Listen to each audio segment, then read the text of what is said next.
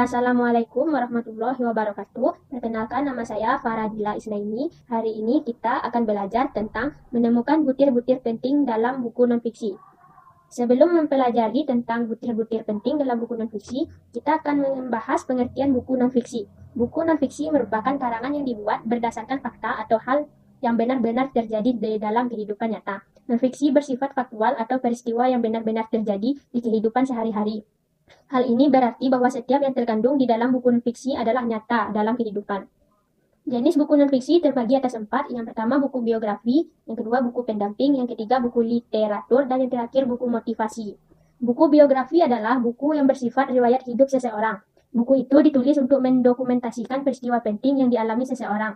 Tentu buku biografi ditulis agar dapat menginspirasi pembaca. Yang kedua buku pendamping. Buku pendamping adalah buku yang berfungsi untuk mendampingi buku utama. Biasanya buku pendamping disebut juga buku pengayaan. Jadi, buku pendamping biasanya ditulis setelah ada buku utama.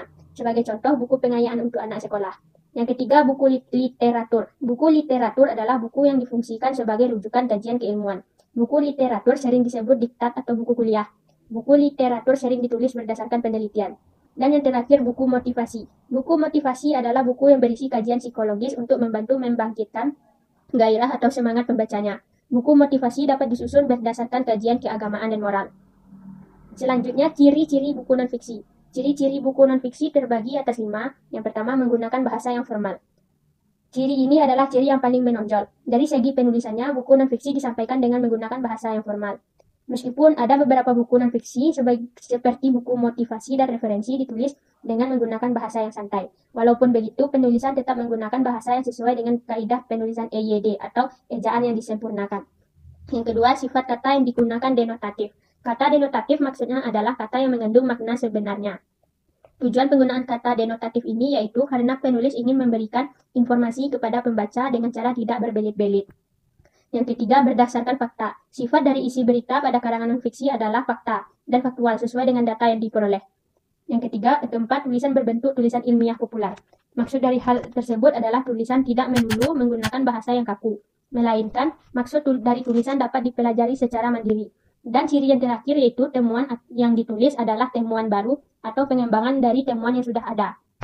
Salah satu ciri-ciri buku non-fiksi ditulis karena memiliki tujuan yang menyempurnakan ide dari ulasan naskah terlebih dahulu. Selanjutnya, karangan bisa juga berupa pengembangan ide baru. Butir-butir penting dalam buku pengayaan. Untuk mengidentifikasi butir-butir penting dalam buku non-fiksi disesuaikan dengan kebutuhan. Pada kegiatan ini, yang kalian perlukan adalah bahan untuk menyusun teks eksplanasi.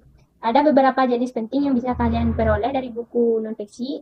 Butir-butir penting dalam buku pengayaan terdiri dari 4. Gagasan ide pokok pada buku. Ide gagasan adalah ide atau gagasan yang menjadi pokok pengembangan paragraf.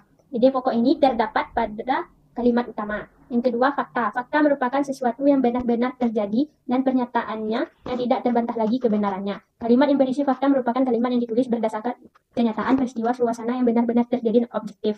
Yang ketiga, pendapat. Pendapat merupakan sikap, pandangan, atau tanggapan seseorang terhadap suatu fakta dan kebenaran relatif. Dan yang terakhir, pengetahuan. Teks non-fiksi merupakan teks yang menjadikan seluruh isinya berdasarkan data dan fakta. Dan sebab itu, kebenaran dari isi teks non-fiksi bersifat absolut. Dari buku non-fiksi, kita bisa dapatkan banyak pengetahuan. Contoh mengidentifikasi buku non-fiksi. Pada slide ini terdapat contoh mengidentifikasikan buku non-fiksi, yang mana yang perlu kita cari yang pertama judul bukunya, yang kedua pengarang, yang ketiga penerbit dan tahun terbit, yang keempat jenis buku, yang kelima tebal buku. Selanjutnya, butir-butir penting dalam buku tersebut terdiri dari 4. Yang pertama, gagasan atau ide dalam buku tersebut. Yang pertama, kutipannya itu menjaga lingkungan sehat adalah sebuah tugas yang sangat penting bagi Anda dan setiap individu lainnya.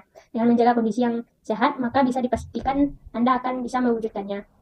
Gagasan atau ide penting dalam buku bisa kalian cari di setiap bab-bab buku. Yang kedua, fakta. Contoh fakta dalam buku ini terdapat di halaman 19 dan 20, seperti yang tertera. Begitupun dengan pendapat dan pengetahuan.